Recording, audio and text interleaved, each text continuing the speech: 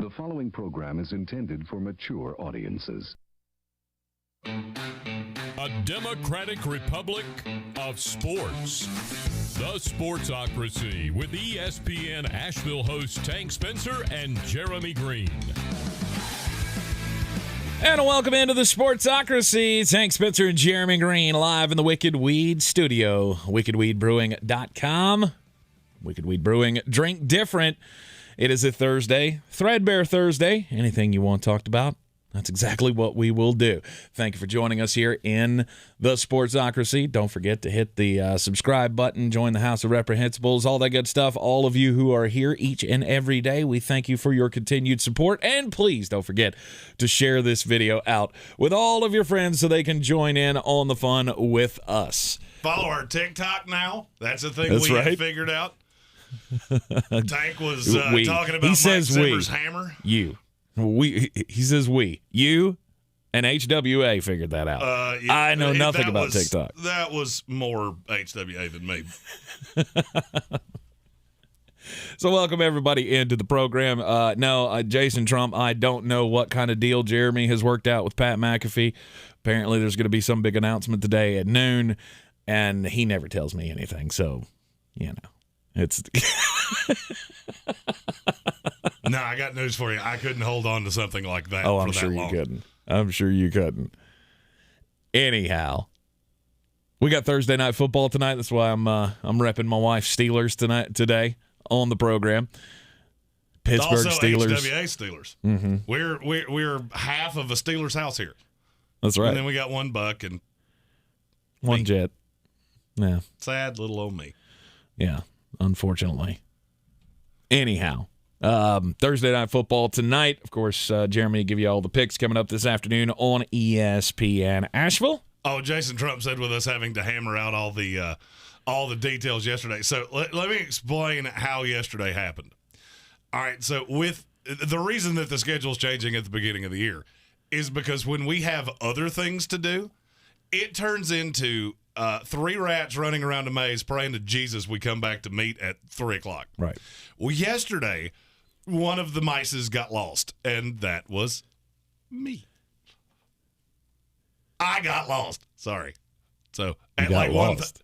I'm trying to get all of the things done and coordinated, and Yeah. then it got to a specific point, and we went, well, here's what we had two choices because I got back here at about 2:45 yesterday.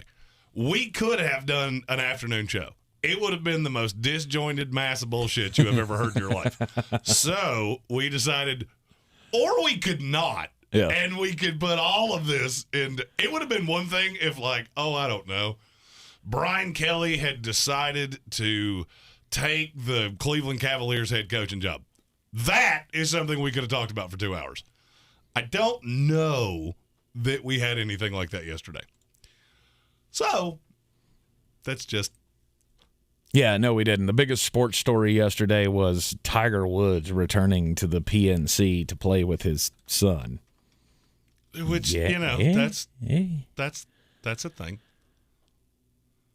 And everybody latched onto it, and I'm just like, why? Is there still hope? Do you guys still have hope for Tiger Woods at this point? Is anybody thinking Tiger Woods can make a comeback again? To play on the senior tour, if he chooses to. Yeah, which he won't. No, he doesn't have to. No. We have our first question in the comments that we'll get to in a minute. But Adam Black asked, what's the schedule change? I think we're probably good enough down this rabbit hole that we can fully explain this, don't you? Mm-hmm.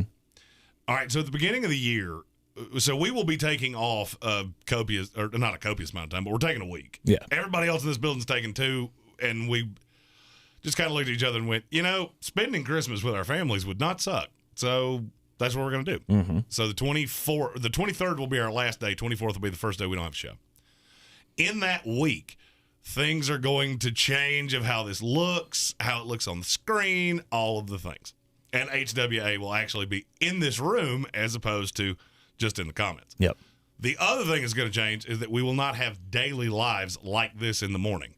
These are going on the backside of the ESPN show. There's a reason for that. We can't really explain to you what that is right now, but we will when we can. Mm-hmm. So it will be 1 3-hour contiguous show, so things like yesterday don't happen.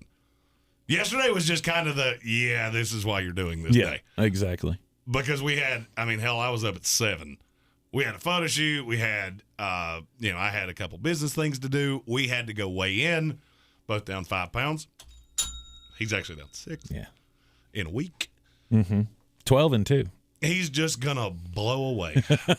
Just knock me over with a feather. Good to with me, little fella. Right, and you'll be hearing more about that coming up in the new year as well. We will still have some lives in the morning. It just won't be hey, we're beholden to being here at 8 o'clock every morning. Yes. These 12 and 13-hour days are starting to wear on me, and I'm sure they're starting to wear on him because his are longer than mine, because he does UNCAA basketball and other things like that. Safwan bin Malik asked, why are we weighing in? Because we now are endorsing a dietary program that we have started, and it's fantastic. Weight's melting off of us, and I'm going to level with you. My days have changed. I still had a piece of fried chicken like 2 days ago. I still drank beer on Friday. And it's still working. So it's a lovely thing. You'll find out about that in the new year as well. Yep. We have a lot of things that you're going to find out about the first week of January. We got a lot of big things coming.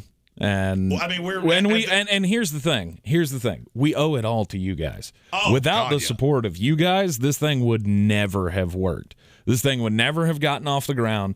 We would probably be, toiling, trying to figure out, okay, what's the next step? I would be trying to figure out how lumber was measured at the Home Depot. Right. And there were moments where we thought, you know what, that might actually be how this ends up. But thanks to the dedicated support of you guys, all of the interaction that you have, keeping the interaction during the show, these are all things that attract businesses to advertise with us. And we are so thankful for all of the support that you have given us. We couldn't do it without you. We appreciate that we appreciate that everybody goes, no, don't take away the morning show. Trust me, we are going to take care of you. We are going to give you the content. We are still going to be doing this thing. It's just going to have to be at a different time of the day. Yeah, solely because now we've gotten to a point where next year, no matter where you are, you don't have to be in Asheville to see us starting next year. Live and in person. Yep. Because there is a big thing that is going to carry across most of the year of 2022. That could put us right in your backyard, depending on where you are. It'll be the road show. We got a road show coming. That's going to be a whole lot of fun. And it's going to be a blast. And here's Adam Black asked, will the morning show be consistent? Yes. So through football season, there will still be an Overreaction Monday. There will still be a Threadbare Thursday. Power rankings will be recorded. And there will be something that goes out every morning. It just won't be something that we're physically in the building. Because right now we're going from 8 in the morning till 8 at night. Yep. And we both have very understanding wives. But neither one of us is exactly the pillar of health. And 70-hour weeks get to be very taxing. Yes. But we're fixing that pillar of health thing. 100%. And another, just to what he said about you guys, is our CPM. So CPM is a metric that YouTube uses to determine how good the people that watch your show are. Because a lot of people get a shitload of views and nobody actually does anything with it. Right. They watch it for 30 seconds, turn it off. We don't have as many people that do that, but the ones that do, like the power ranking video. Did you look at the metrics from the power ranking video yesterday? The average watch time was over 30 minutes. Love it. So every person that came in, on average, watched it 30 minutes or longer. Advertisers love shit like that. So we have a top 2% in this industry CPM, which is how much we get paid for ads. So you guys watching things and sharing it, that does infinitely more than we could ever say, because we're paid through all of these things. And so when you put this on your Facebook or on your Twitter or on your wherever you put it, or you engage with our TikTok or post comments on YouTube, basically anything you do that involves a keyboard and your eyes is beneficial to us. And so now we've gotten to a point where we don't have to have 40 sponsors. We never wanted to do that in the first place. And now we've narrowed it down to, okay, we need like 6 and some local friends. And that does everything we need. Yep. And that's where we have gotten to. Yep. And it's all because of you. Exactly. All right, so what was the first question that you saw in the comments? Best sports movie of all time. Oh, the best sports movie of all time. Kelvin Joyner says, what's the best sports movie and why is it Remember the Titans? Remember the Titans is a fantastic movie. Look, to me, when I say best sports movie of all time, movies have to have some kind of an emotional reaction. And the ones that do are going to be the ones that end up high on my list. Like somebody mentioned Draft Day the other day in the comments. Draft Day is an awesome movie. I loved that movie. The premise of it was total bullshit, but I did love that movie. Right. Very far-fetched, and something like that will never happen on a draft day. But it's got Kevin Costner in it, so first off, check mark there. Second off, I mean, it was a good movie, but did I ever have an emotional response to it? No, not really. I mean, I do now. Every time Chadwick Boseman comes on the screen, I go, poor Vontae. Oh, yeah. Still blows my mind. I cry a lot.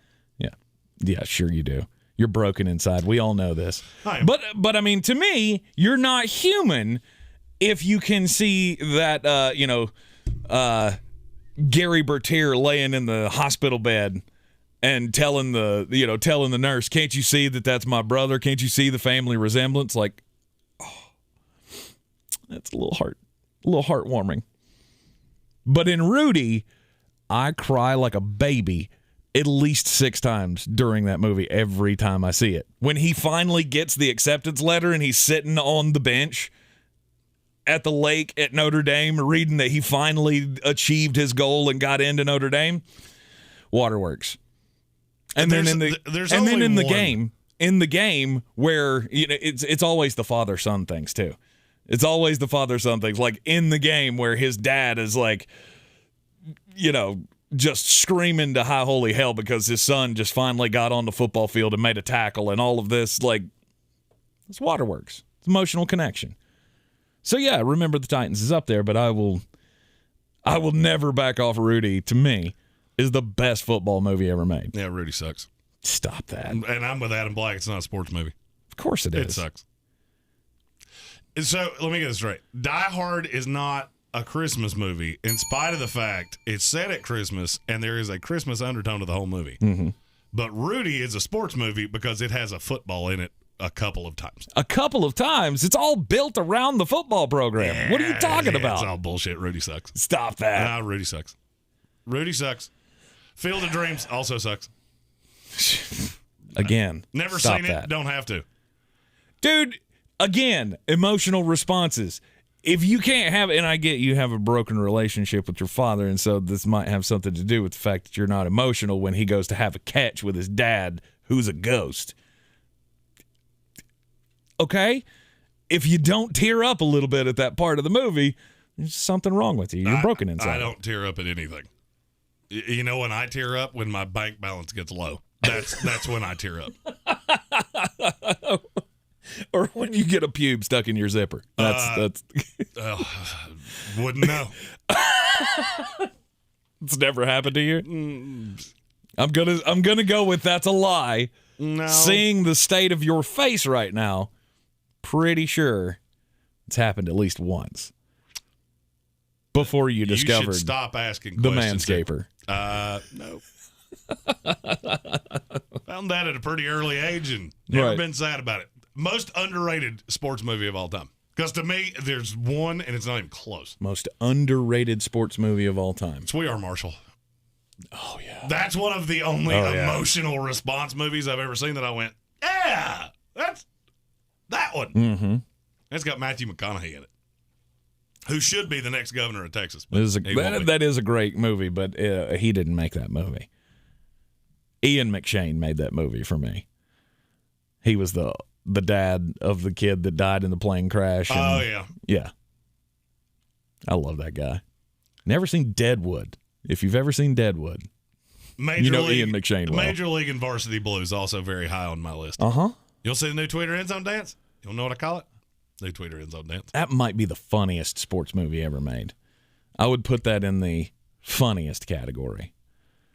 Rolling Stone did a list And, if you know anything about me, you know that Rolling Stone is not exactly something that I put a lot of credence in, but it's at least one, Mm-hmm. Their top 5, Blue Chips, another greatly underrated sports movie. It's in their top 25. Mm-hmm. It should be higher than that. It's behind Bend It Like Beckham, which makes me want to go to Rolling Stone and kick somebody right in the dick. That was about soccer, so I immediately went, I'm not watching that movie. My computer's going, there's why it's going slow. Because there are tabs at the top of the screen. Uh-huh. Bad News Bears is 3. That's bullshit. Which one, the original? The 1976 one. Mm-hmm. Hoop Dreams is number 1. I don't even know what that is. What the hell is Hoop Dreams? Some dumbass movie. That's lame. I watched it once bullshit. and went, this is dumb. Raging Bulls 4. Caddyshack's 5. All right, there's one that we can get down with. Yeah. Now, that's a good question. Funnier movie, Varsity Blues Yes. or Caddyshack? Oh, it's Caddyshack. It's Caddyshack. But by a hair. Oh, by the way, so this is But by whatever it was that was growing in Tweeter's shorts. Okay. That's So this is one of the things that I love about Threadbare Thursday is it leads into questions that I've been wanting to ask. okay. So HWA and I got into a conversation while we were watching Jingle All the Way. That was our first Christmas movie. So our first one was Jingle All the Way. Second one was Fred Claus. Mm-hmm. We still have 10 left. So if there's anything that feel free to put it in the comments. Here, let me give you the list. Hold on a second. So last year we did all of the staples. Scrooged. Home Alone. It's a Wonderful Life. Die Hard. It's a Wonderful Life is going to be the capper on this one too. I watch that on Christmas every year. Like that's just it's going to happen. I'm completely fine with that. Yeah, that is a movie that you should watch at least once every Christmas season. I watch it at least once a week during the Christmas season. So I can't fault you for that. That one and White Christmas. I really wish I could get you to watch White Christmas, but you will hate it because it's a musical. Well, I got news for you. I hated one of the movies I've already watched. You're going to hear about that this afternoon. We'll do the double hit movie review since we did not have an afternoon show yesterday. But here's the list that I came up with the 12 movies that Jeremy should see during this Christmas season. So we got Jingle All the Way. That one's out. It's already done. He's already done. He's already watched it. We were going to hear the Fred Claus was on the list as well. Watched that one last night. Yep. So those two are checked off. And you got to remember, we did this last year, so there are 12. M85 said Bad Santa. I actually already saw that one, but there's a second one that I have not seen, which should probably be on the list because I love that movie. Deck the Halls with Matthew Broderick and Danny DeVito, I think, was in that. Oh, yeah. It's hard for me to hate it, but like it's always bad sign when I hear who's in it and hate it. You don't like Matthew Broderick? I did that with a Jingle All the Way, by the way, which is the question that I want to get into after we do this. Okay. Nightmare Before Christmas. I'm going to hate that, but I somehow got out of watching it last year, and I'm going to have to watch it this year. I was going to give you a choice. You can watch a Tim Burton Christmas movie, but it's got to be either that or Edward Scissorhands. Well, Edward with Johnny Scissorhands is Depp. not a Christmas movie, so out. I mean, if Die Hard's a Christmas movie, Edward Scissorhands is a Christmas movie. Just saying. Nope. Bad Moms Christmas. That's one that I haven't even seen, but it's got Mila Kunis in it. So you can't be all that bad. Mila Kunis could read the Fletchertown phone book, and I would probably watch it. Lethal Weapon. I'll put that in the action Christmas category. The Man Who Invented Christmas, which is a movie about Charles Dickens writing The Christmas Carol. The Christmas Chronicles, which is a movie on Netflix that came out 2 years ago, I believe it is, where Kurt Russell plays Santa Claus. I've actually heard that that's good. It is very good. It is very good. Miracle on 34th Street. He's never seen either one of them. So the newer one, the one that's actually in color, not the black and white version from 1950, we'll put that on the list. All the the triple threat of Rankin Bass movies, which is the claymation, Rudolph the Red-Nosed Reindeer, Frosty the Snowman. No, Year Without a Santa Claus, and Santa Claus is Coming to Town. No Frosty the Snowman. That was a cartoon. That was not claymation. So we wanted claymation movies. There was a claymation Frosty the Snowman one. No. Okay. No. There was a snowman in Rudolph. Okay. I've never seen any of them, so I'm beholden to what you all. M85 said Krampus. I've heard that one a bunch of times, and apparently it's dark as shit, which means I probably will actually like it. Yeah, it's like a horror movie. And then we're mentioned in the thread the other day, Trading Places with Jamie Lee Curtis. I mean, you get to see her boobs in that movie, so Ian. This was a long time ago. It was a long time ago. It was actually very nice. Yeah, I don't think there's ever been a minute in my life where I went, yeah, that's a thing I want to do. It was Eddie Murphy and Dan Aykroyd. Very funny movie. Santa Claus the movie with Dudley Moore. Ernest Saves Christmas. Bad Santa 2. Those were ones that were mentioned yesterday. Anthony Hurt asked if we would cover all genres of movie at some point. So I feel like we're far enough down this rabbit hole that we can tell you this. We're gonna. So that's a thing for the new year that will be an animated thing that we do. Do you remember Mystery Science Theater? Yep. We're gonna do something very similar to that. Ooh, I like that. Yeah, and it's gonna have mascot heads instead of the little aliens. So we'll have like the Philly fanatic at the bottom of it instead of, and I can animate all those things. Oh, that's beautiful. Yeah, beautiful. So anyway, those are the movies that are on the list for this year. And if there's any that we need to add, I'm going to make a graphic for all of them, and we're going to put that on Facebook. Mm-hmm. Be sure to just comment on those things because that pushes them up in SEO and more people can see them. Right. So this led me into another question that came about from Jingle All the Way. Okay. Who is the worst actor of all time? Because I genuinely think Jingle All the Way had two of them. Oh, Sinbad and Arnold. And Sinbad are in the top 10, and if they're not, you're doing it wrong. I would kill for somebody to explain to me how somebody with teeth that bad, that is that hard to understand, ever became an actor. Get down! You got to get down! Well, I mean, he was the worst. He was a really great action star in the 1980s. I also want it to be known that he was the governor of a state that he couldn't pronounce. I mean, California. I am the governor of California. Wow. There were 9 syllables in a 9-letter word.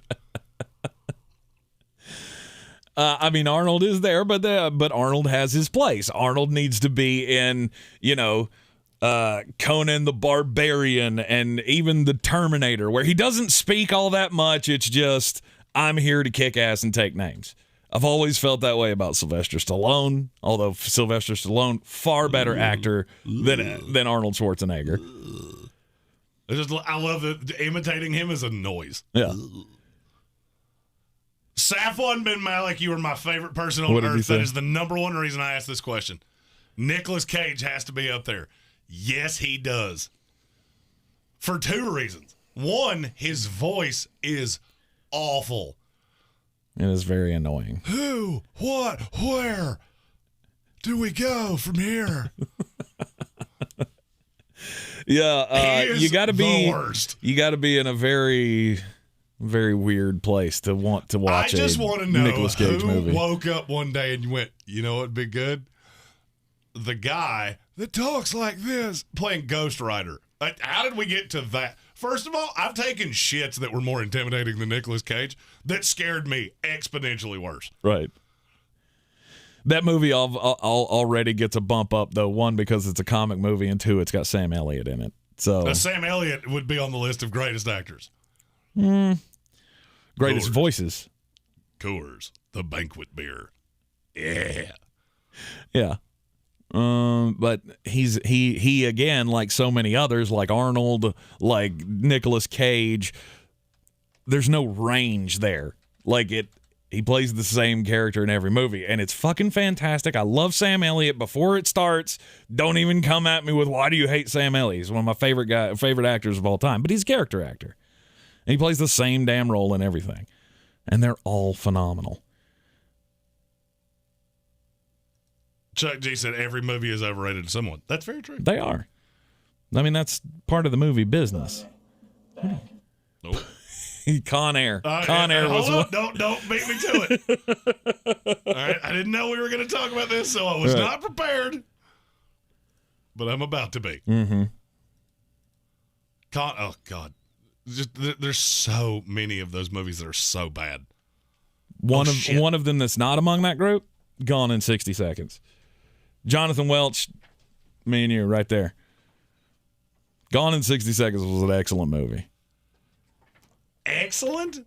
I thought so. Excellent movie? I mean, for what it is, I mean, I'm not talking like it's not going to win an Academy Award, but that was a pretty damn good movie, especially for the time that it came out in. I mean, it had everything. Hold on. It had car chases.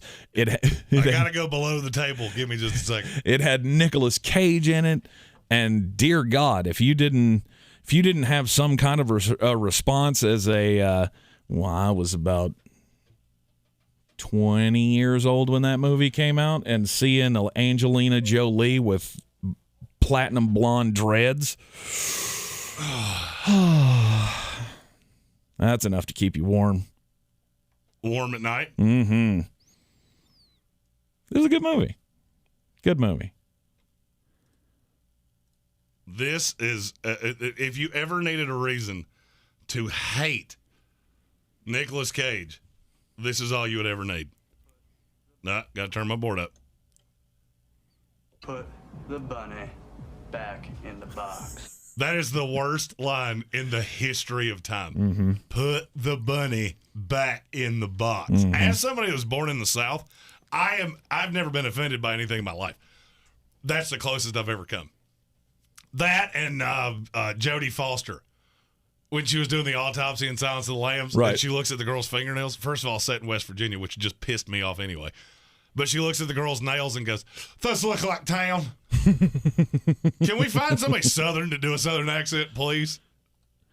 So let's see. Only Southern accent in the history of time that was ever worse. Bless you. Thank you. Thank you. Well, this is a great way to get started. My family. Me and my family. By the way, did you hear that LSU was ready to give Jimbo Fisher $125 million? Were they? Yeah. They were ready to give him 8 years, $125 million. They settled for Brian Kelly. Mm-hmm. Do you know what happened as soon as that happened? He went from my family to my family. The fucking accent's done. All right, if you're ready to pay Jimbo that much, that accent just went. That shit's gone. Gone. It's Connecticut Brian Kelly now. Right. Massachusetts. Is it Massachusetts? He's from Massachusetts, yeah. I knew it was one of those. Mm-hmm.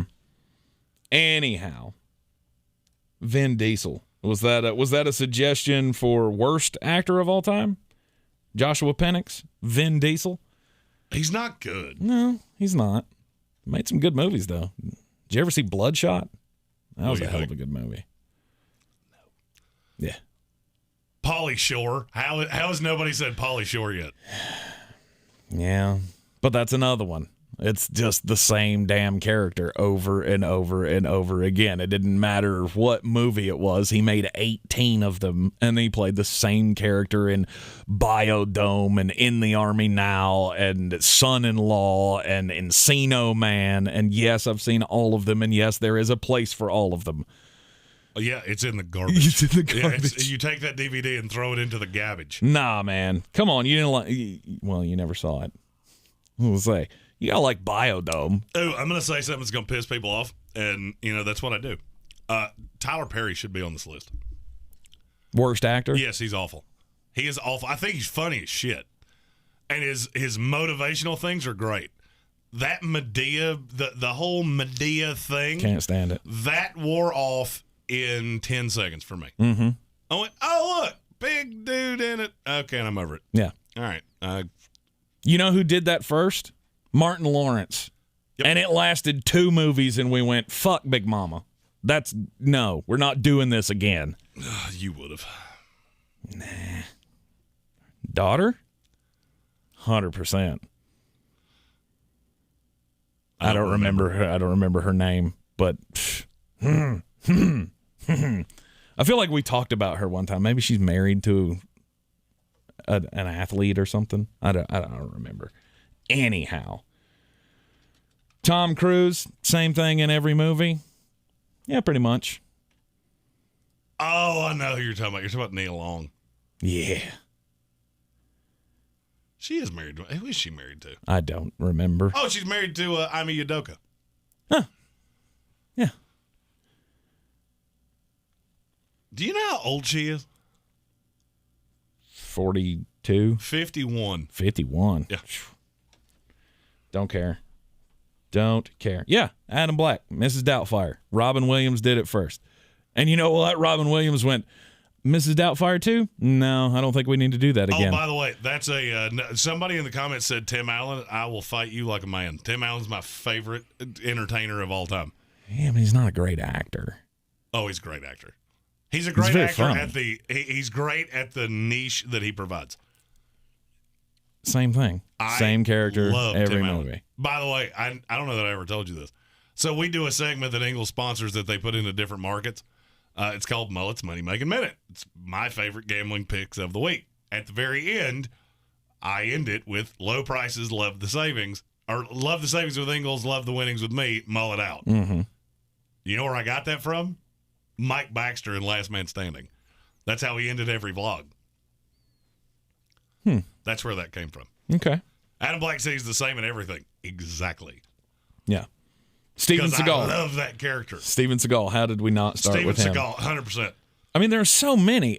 But, I mean, this is why Tom Hanks gets in everything. Because there's nobody else that does it. Tom Hanks doesn't get in everything. Paul Giamatti gets in everything. Paul Giamatti is in every movie. He's one of the greatest actors of all time. Somehow they're talking about cheese balls and sausage balls in the comments. And that's fine. Ian, both. You know what would be next level? Some fucking Matrix shit? Sausage cheese ball. Cheese ball, sausage ball, or baked snack mix. Which is the better holiday snack or appetizer? I'm going to need somebody I'm to explain to me guessing that's Chex Mix.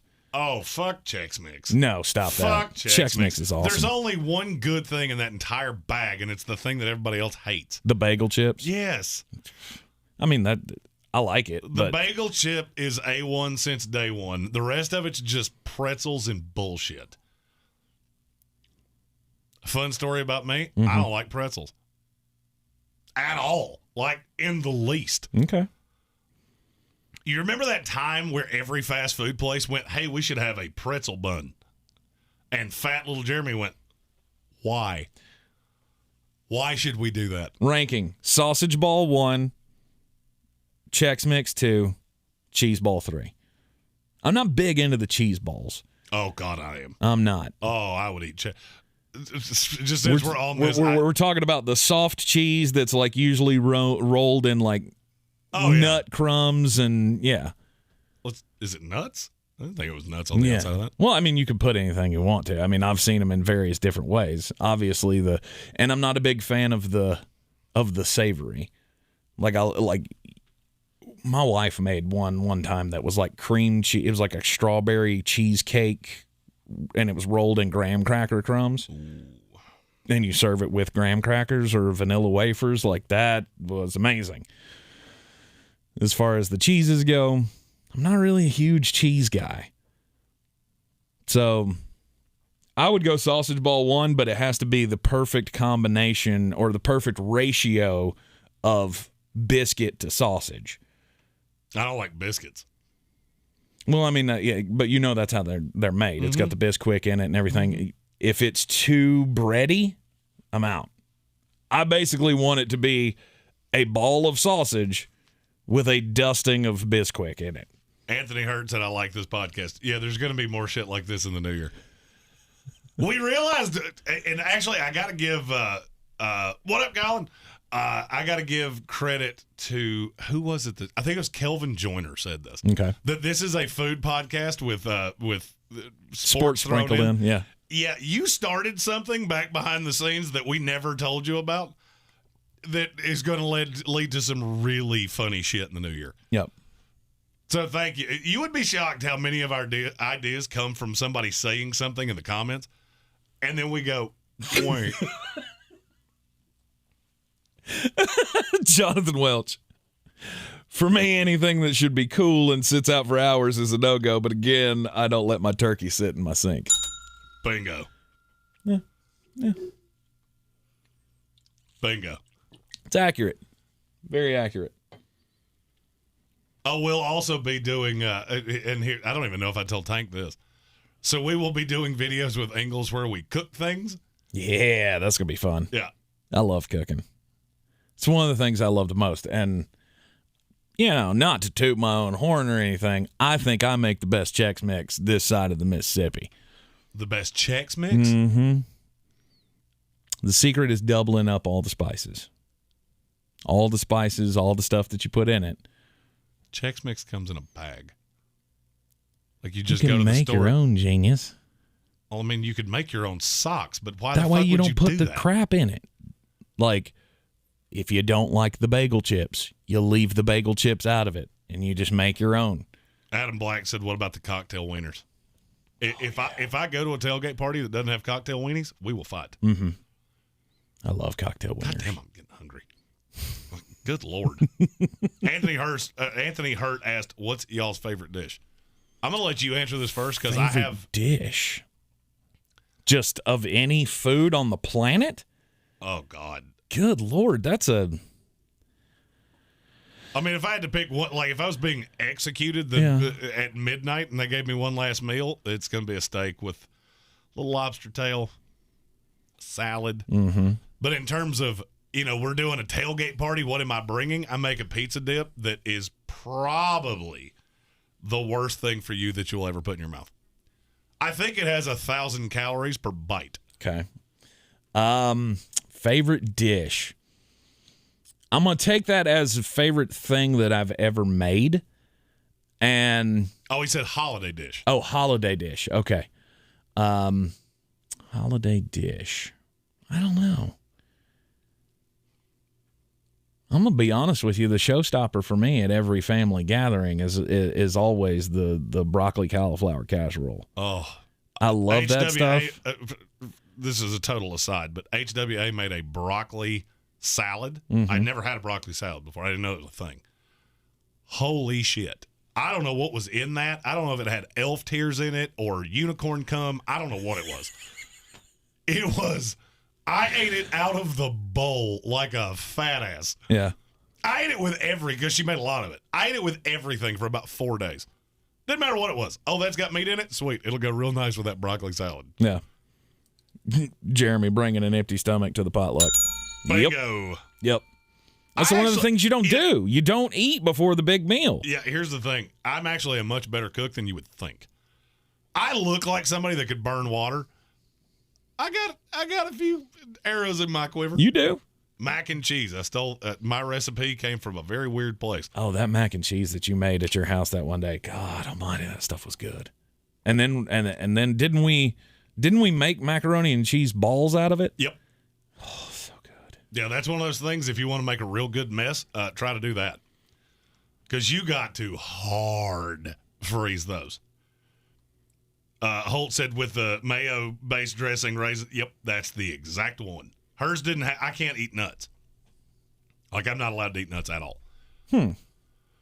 So anything. That's why when you said there's pecans on the outside of a cheese ball, I went, I did not know that. Mm-hmm. That would probably explain why I feel like the dick on the dog there you after every holiday gathering. Is it like an allergic thing or? No, I'm not allergic to them. I just have stomach gastro issues. Yeah.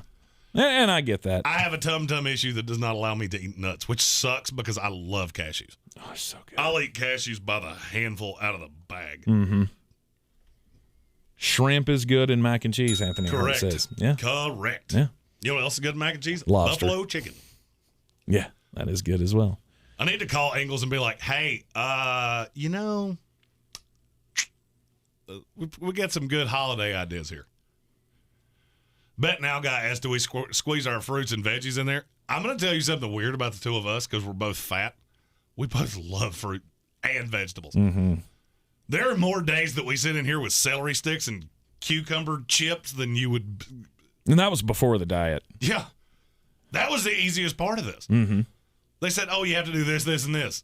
Went, salads? Okay. I love salads. Okay. And then I found out I could put damn near any sauce on them that I wanted to. Right. As long as it wasn't fattening salad dressing. Mm-hmm. Jason Trump said Jeremy not being able to eat nuts. There's got to be some jokes in there. Wilted lettuce is the top 5 meal. You don't need to ruin lettuce. Like, wilted lettuce is pretty good. I've had it before. You wilt it with the bacon grease. Why? Why would you do that? It's just a different consistency, different flavor. A lot of people don't like iceberg lettuce. Those people It's the only kind of lettuce I'll eat. Those people are insane. I'm not real wild about any other kind of green. People bring like raw spinach, gross. People bring out lettuce, and I just go full. Put the bunny back in the box. I'll turn into a bunny. Kale is just physically dry water. Like, it has no flavor, no taste. Kale? Yeah. I like kale. The one I don't really particularly care for is spinach cooked. Oh, I love like it cooked. Spinach. I'll eat it raw. Nah. You put it in a salad, I'm the I'll complete eat the opposite. shit out of it raw. By the way, have we done 45 minutes on food and movies? We have. Is this a thing we should do more often? Please in the comments tell us, is this a good thing or a bad thing? Because we will just roll on with it. As long as you're going to keep feeding into it, we will do it. Yeah, we haven't. Food has been limited. So right now, talking about all the things that we can't eat is lovely. Patrick Holt says prosciutto wrapped melon with a balsamic glaze is my go-to cocktail party appetizer. It's fantastic. Yeah, you'll get to hear me. You get the sweet of the melon with the salty of the prosciutto.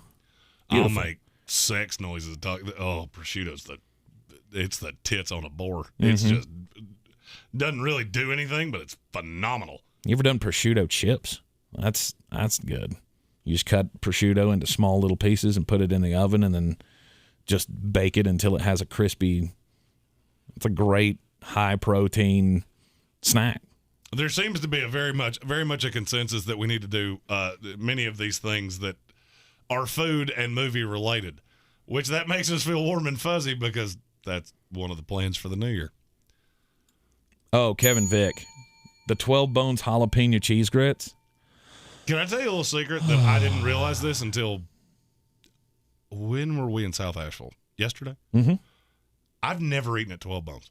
Never? Never. I thought I had, but the place I was thinking of was not 12 Bones. Yeah. I've never eaten there. Huh. It's like, for those of you that don't live in Asheville, 12 Bones is like the barbecue place that everybody around here loves. Barack Obama always eats there when he comes into Asheville. Mm-hmm. I've never eaten it.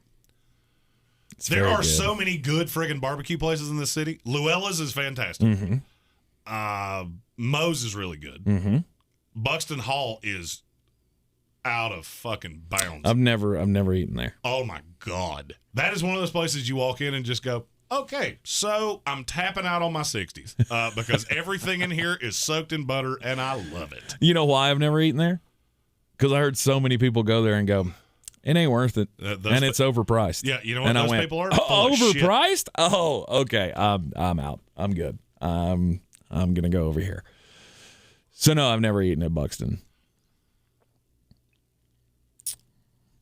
but 12 Bones is fantastic. And in my fatter days, yes, there have been fatter days. We used to go down to the one when it was down on the river before they condemned the property to put in a roundabout.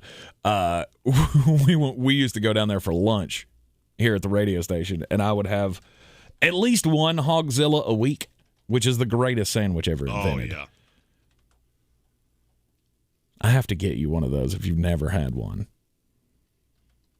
You said, oh, yeah, like you've had it. You just said you Hogzilla? never. Yeah. You never ate at 12 Bones, so how have you had the Hogzilla? But that's not where that's from, is it? Mm-hmm. There's another one that's around here that's called something very similar. Oh, you're talking about the pork slam over at Bonfire. Bonfire. Yeah. That's the one I'm talking It's very similar. Very similar. It's got the split sausage on it. It's got the pulled pork. It's got bacon.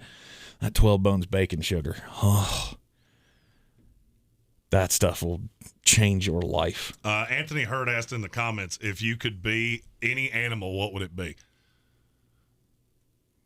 And look, and this is another thing that we're probably going to try to easy. We're going to try to factor this into the new year because I discovered something, and I haven't even told Tank this yet. So Eddie Fox, that does the 99.9 Kiss Country Morning Show, is a literal cornucopia of weird animal facts. I learned this yesterday. mainly we didn't have a show, so I was here and he was here, and we just randomly kept running into each other talking about weird shit. A hyena can be both male or female, and it bursts its children through its cack. I did not know that. That ain't true. That's 100% true. I actually Googled it. So that is the last animal that I want to be. I don't want to be that. Never thought about that. If I could be any animal, a flamingo. But wait, you don't like birds. I don't like birds. Is it just because of the shrimp? 100%. A flamingo's not naturally pink. It eats so much shrimp that it turns itself pink. Yes. I've actually seen me do that to myself. See, I thought I was going to surprise you because that's what I would be. I would be a bird. And I don't really even care what kind of bird. I've always wanted to fly. I've always had a dream.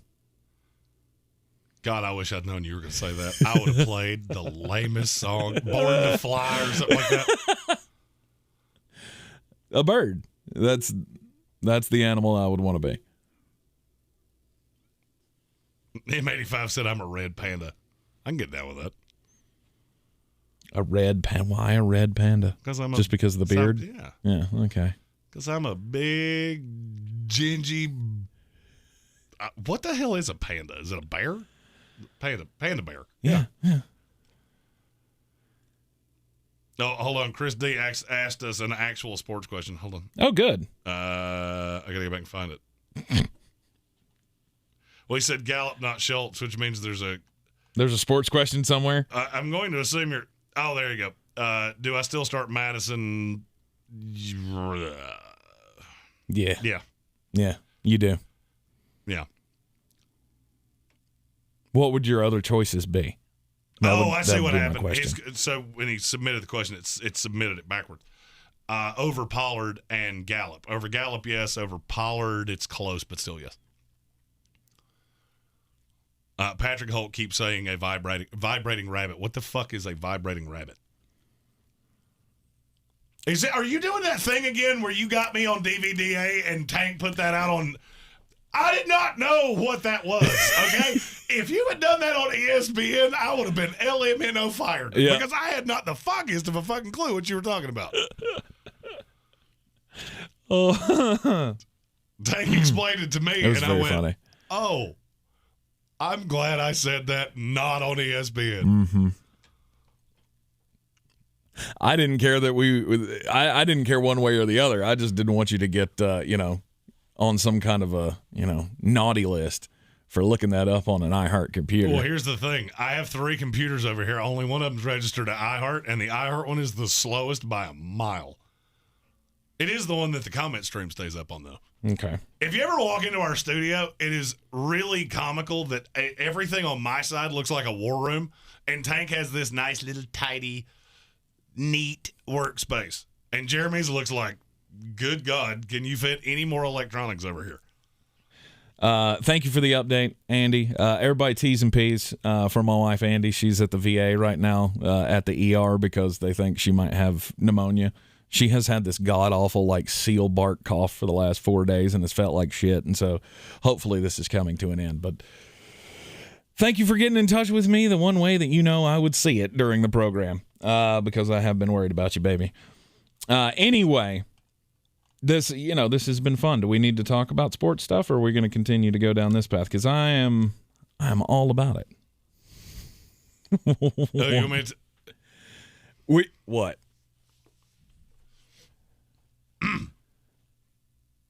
Keep going. No, now you have to tell me. So when we started the animal talk, yeah, I Googled a list of funny animal facts, and I just discovered one that made me laugh. Okay, baby elephants suck their trunks for comfort. My ex-wife sucked other people's trunks for comfort. I could not do it. All right, I read it. I started laughing. I was trying to be good. You want to be good. You try to be good, and I just couldn't be good. Okay. I couldn't stop. All right, Rob Johnson said let's talk about the game tonight because we don't do a lot of game previews on the ESPN show, so we probably should do that. All right, tonight you got the Minnesota Vikings taking on the Pittsburgh Steelers. The Vikings coming off the embarrassing loss to the Detroit Lions last week. And I wasn't surprised by it. I wasn't surprised by it at all. I really wasn't either. Because the Minnesota Vikings have done this throughout Mike Zimmer's tenure here. He might be good with the ladies, but he's not good at coaching football. Oh, he's good with the ladies. Mike Zimmer, dog. If you didn't see our power ranking show, bam. Fievel did good. But you're coming into this game without Adam Thielen. Adam Thielen's been ruled out. Dalvin Cook is still hurt. He's iffy to play tonight, and I think even if he does, you gotta play with, you gotta have kid gloves when it comes to his usage. So Alexander Madison still will play tonight. I just don't. I don't believe in either of these teams. I don't. Jason Trump asked if my ex-wife was a baby elephant. My ex-wife is a minion of the Antichrist. I had to get that in. I mean, you knew I was going to do it. Oh, absolutely. As soon as you saw the comments, you had to know he ain't going to let that slide. Mm-hmm. So there is no distinct advantage in this game. There's a distinct advantage to me. Who? It's in Minnesota. Okay. That helps. I don't think it helps enough. What helps? That it's in Minnesota. Oh, that it's in Minnesota. Okay, loud. I got you. Loud. I was confused to what you were saying there. I thought you were saying there's an advantage with Minnesota. Well, tell me what the fuck it is. Oh, it's the fact that the game's being played there. Gotcha. Sure. Home field advantage, I think, even though we've said over and over again that it really doesn't matter as much as it used to, I still think it means something. And I'm going to be honest with you. Like, I've been reading these articles since the Baltimore game of, oh, this is what the Pittsburgh Steelers need to do. They need to get away from Najee Harris and running the ball, and they need to put more on Ben. Okay, last week was fine. Big Ben looked good last week. But do you really think that your path to righteousness here is putting everything back on Ben's shoulders when he's not performed to old Ben standards? I don't think that's the path at all. I think you got to, sure, give Ben his chances to take his shots with Chase Claypool and Deontay Johnson. I think you've got a lot of weapons there. Pat Freiermuth that can still make hay. But I'm not going to this, pass-heavy offense with a dead-arm quarterback. That would not be my path to righteousness. Mike Tomlin's much smarter than I am, so you got to have all the faith in the world in him to be able to to come up with the game plan of which way they go. That's just not the way I would go with this team. Two things. Rob Johnson asked, "What is Zimmer's girlfriend's name?" Her name is Katarina McKeaton. The other thing, Dalvin Cook is trending towards playing in this game. Okay. Hey, let me just give you a solid piece of advice as somebody that has aggressively hurt my shoulder. He might feel fine right now. The first time that gets hit, he ain't going to feel fine. Mm-hmm. I trust Dalvin Cook about as much as I trust knowing shit about the Clintons or gas station sushi or tap water in Tijuana. I'm good. I'm good on Dalvin Cook. Mm-hmm. I agree with that. I mean, if you've got him, you have to play him. Mm-hmm. But solely because you're not going to have a better option. I just think believing that he's going to have a huge workload tonight is an error in judgment. I agree. I would say things are pretty even between these two teams. Vegas rankings, where are these two teams ranked? 18 and 20. You're damn close, 19 and 21. Ooh. Our rankings, where are they ranked? 15 and 19. 15 and 19. They're very close. Mm-hmm. This is a very close game. I'm catching 3 on the road. And I think I'm getting the better team. I'm taking Pittsburgh. How's it going to work? I have no freaking clue. Mm-hmm. I think I'm on the Pittsburgh side of this as well. But I don't feel great about it because this is going to be another close, gross, back and forth battle. I don't think anybody's going to be able to take it, I don't think anybody's going to be able to take over this game. I get that the Minnesota defense isn't great, so Pittsburgh's going to have their chances. Mm-hmm. But again, with Big Ben, I'm just still iffy on can he finish strong? We all know this is over. We all know this is going to happen. There should have been no one who was shocked by the report that came out before last week's game of Big Ben has told certain people in the organization that he's going to be done after this year. We all knew that was going to happen. That wasn't a shocking thing to anyone. No, the Steelers brought him back because he was the best option that they had. Patrick Holt asked in the comments, should I play Freiermuth, DJ Moore, or David Montgomery in the flex standard PPR? I would say Freiermuth. That's you and Jonathan Welch are in agreement. I would take David Montgomery. Who's Chicago play this week? Green Bay. Yeah, I'm out. Justin Fields is back. I'm just telling you that matters. Mm-hmm. DJ Moore is the one that I could eradicate from. Guess who else is back? Jair Alexander. I was going to say Eminem. That defense just got even better. Did it, though? I think it did. It's the thing. Is I would agree with you because he's very, very talented. Mm-hmm. They played way better without him, and I don't know why. I feel like they put him on an island, and it kind of fucks the rest of the defense up. Just watching the tape on it, and I haven't done a ton on it. I just saw him coming back and put it on my list of, hey, these are things that I should probably have at least a vague knowledge of going into a slew of shows. Right.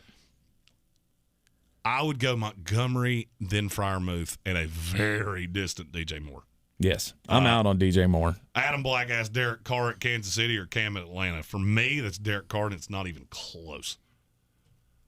Cam in Atlanta? I'm good.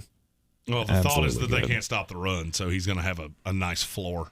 I mean, I don't hate Cam as a fantasy player. Yeah, but what do you think? You think he's going to rush for 3 touchdowns? Because that's the only way he becomes valuable. Well, you got dumb Matt Rule that apparently doesn't understand how game script works. So they're going to jump headfirst into the pool of running the ball this week. Oh yeah, so and I don't hate Cam at all.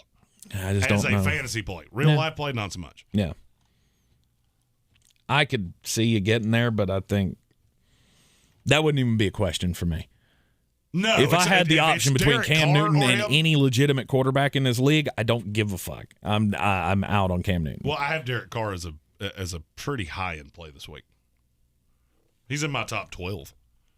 Cam's in my top 16, I think. I think I have him 16. Okay. Rob Johnson asked, how do you feel about Hubbard this week? He's going to get the touches, so yeah, maybe he breaks one. It's the same theory as I had with Cam. They're going to run the ball. Problem that I have with Hubbard is that I don't think he has any goal line upside. That's the word I was looking for. Which seems dumb to me. Cam's going to get it. I know Cam will take it. No doubt that's how that's going to roll. I know Cam will take it. This is going to be Matt Rule trying to prove, it's Joe Brady, not me. Right. So they're going to run the ball 40 freaking times against Atlanta. And you got Chuba Hubbard and Amir Abdullah. Oh, Kevin Vick said Cam's already in trouble because Chuba can't block people on Facebook.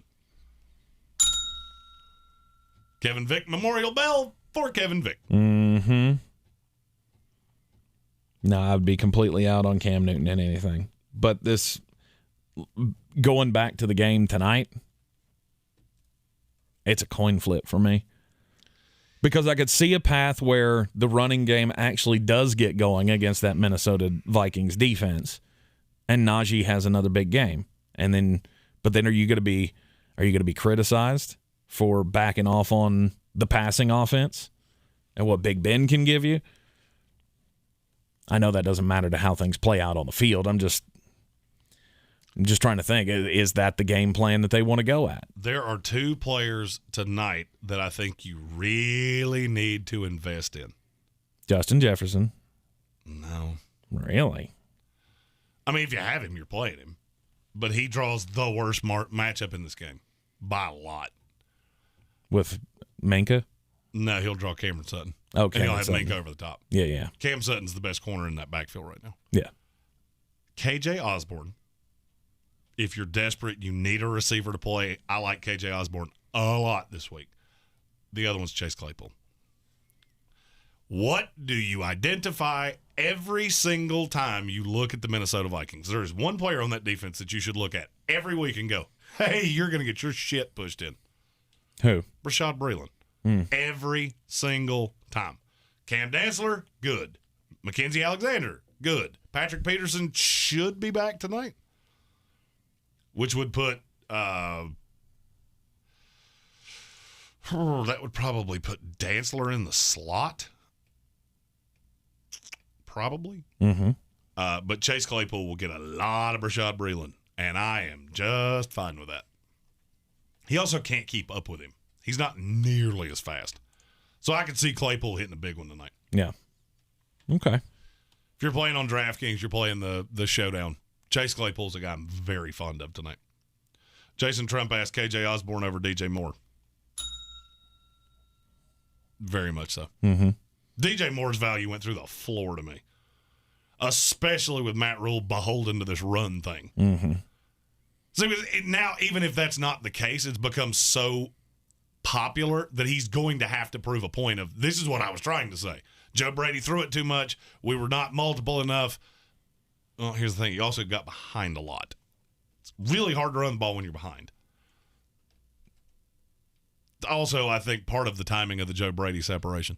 They knew they could go into a game this week with Atlanta, whose defense is terrible, and do whatever they wanted to. Adam Black makes a great point, though. I mean, if they fired Joe Brady, and now if Matt Rule is going to take over this offense and it does not work and it looks completely stagnant or continues to for the rest of this season, he's done.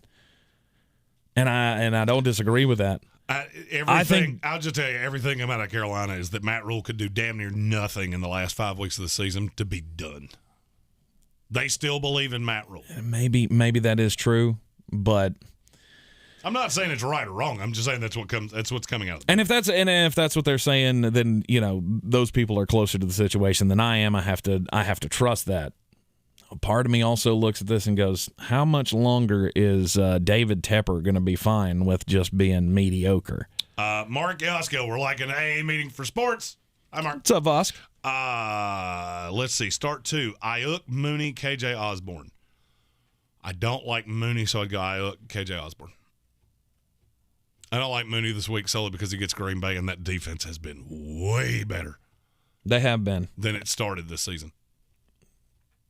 And if you get Jair Alexander back. That's where I was going to go. Because I'll be honest with you, at this point. He's the one. Even if Allen Robinson played, which I don't think he's going to, I would still have Jair Alexander on Darnell Mooney. I would as well. Because that's the one guy that scares me. I would as well. So I'm with you on that one. Ayuk and KJ Osborne. That's your Rob Johnson says Carolina is too quick to fire people. And that may be true, but this is what franchises do when they're trying to find their way and they've got a new owner and they've got all these things cooking and, we want a new stadium and all this kind of stuff. You got David Tepper still trying to find his way in this league as an owner. He's going to find the guy that he believes can take over the future, and he gave Matt Rule a shitload of money. Is he a guy that's going to tap out after 2 years and go, I made the wrong decision? If anybody does, it's him. They still believe in – by hook or by crook, they still believe in Matt Rule. Now, for me, much of my belief in Matt Rule went out the door with this, with everything that's come around this Joe Brady thing. Now, if Joe Brady wanted out, whatever. We'll find that out in time. We're closely connected enough with that organization that somebody's going to say something that we go, yeah, that's how that happened. I could very well see David Tepper taking massive swings at the fences this offseason. But what is that massive swing? I don't know. You go out and get a new coach. You try to make the play for a quarterback. Doesn't matter. But what is that massive swing? I mean, who are you running out to go get this year? Oh, as a head coach? I'll give you a hint. I don't know. There's not one. There's not. You're going to be doing the same thing all over again. Curtis Davis asked MVS or Laviska Shenault. MVS. I would agree with you. I'm not Laviska is not valuable, in my opinion. I mean, I'm not full on Mike Zimmer's girlfriend over it, but, Trevor Lawrence has just been so bad. Yeah, and MVS is getting targets. Mm-hmm. He's got 19 targets in the last 2 games, I think it is. I think that's right, yeah. It's a lot. Yeah. I mean, he is the 2 in Green Bay. And Laviska is, I guess he's the 2 in Jacksonville, but that offense is so bad. Yeah, he might be the 1 at this point. Yeah. But still. It's between him and Marvin Jones. Marvin Jones hurt. Oh, okay. Well, then, yeah, I guess he is the 1. Safwan bin Malik asked, is Dabo Swinney to the Raiders a legit possibility? I would have said no 2 weeks ago. You think so now? I think it's more realistic. What, with all of his assistants leaving? Dabo Swinney has to be looking around right now going, he's got to look like Will Smith in that meme where he just looks around and all the furniture's gone. Like, what the fuck just happened? Yeah, Tony Elliott has surfaced now as the favorite to get the Virginia job. He's getting the Virginia job because Anthony Poindexter pulled. That was done. I don't know what happened, but something happened, and he will be getting the probably because Tony Elliott said no to Duke, and because he went to meet with Duke, and I wouldn't have took that job either. And then he goes to talk to Virginia, and Virginia goes, you know what? Tony's interested in this job. Anthony, why don't you just sit back? No. That's not how that went.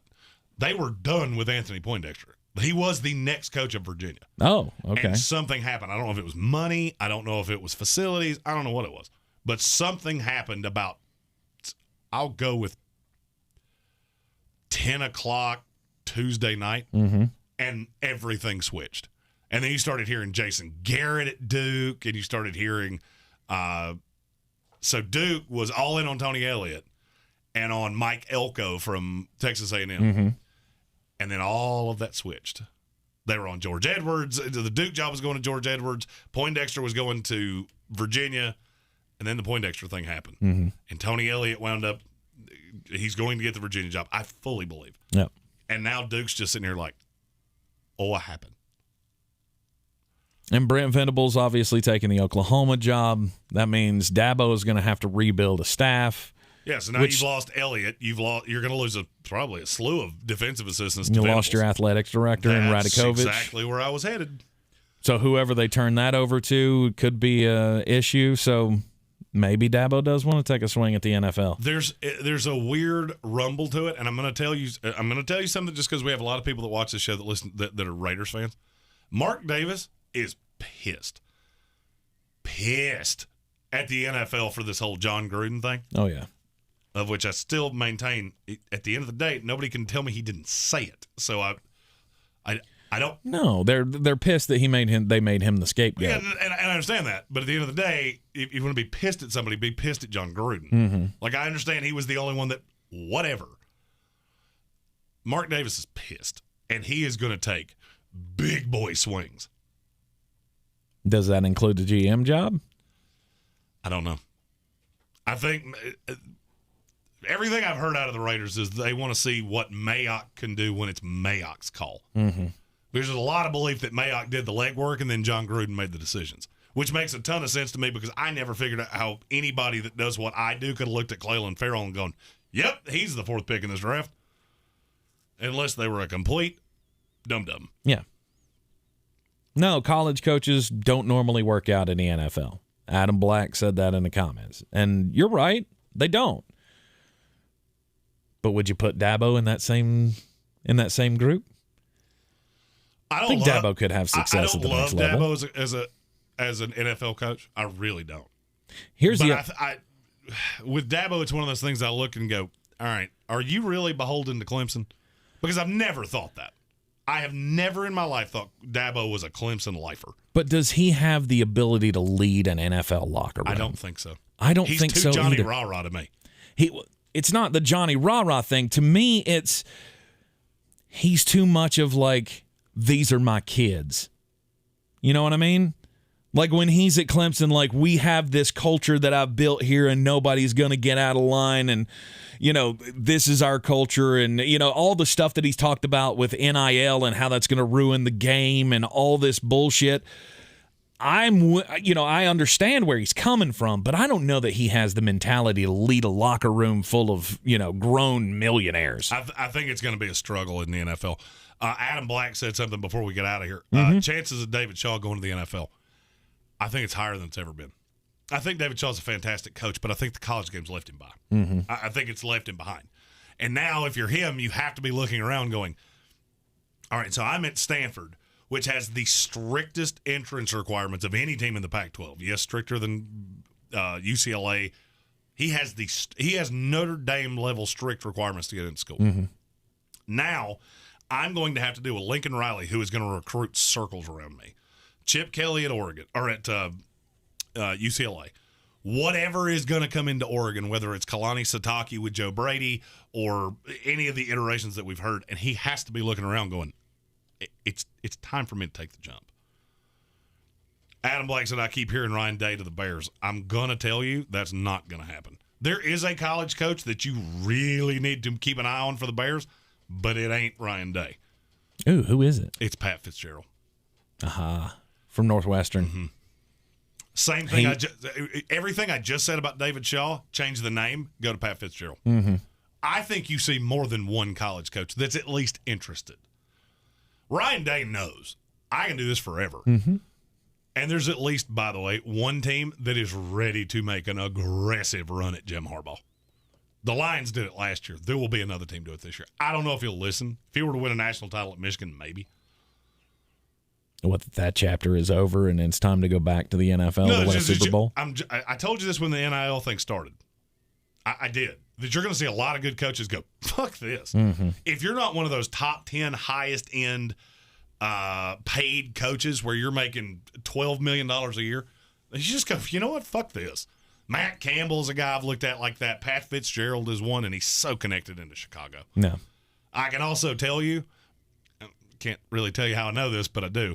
Pat Fitzgerald has reached out to what his NFL staff would look like. Yeah. He's never done that before. This is the first time he has ever done that. So it's behind closed doors shit. Nothing grander scale yet, but that's a handful of names that you should really keep an eye on. Yeah. Safwan Ben Malik says, I prefer Doug Peterson. He's going to get a job too. He'll wind up back in the NFL somewhere. Could be with the Minnesota Vikings.